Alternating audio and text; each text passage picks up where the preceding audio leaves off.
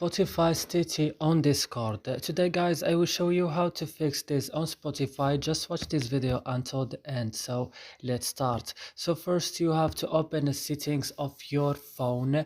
Then when it's opening you have to go directly to apps or applications, and here on apps or applications you will search for Spotify.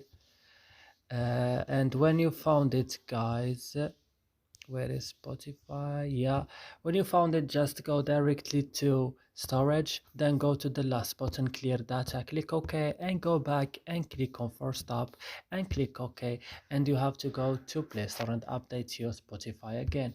And that's it. I hope this video is useful for you. Don't forget to like, also subscribe in our channel. See you in another video.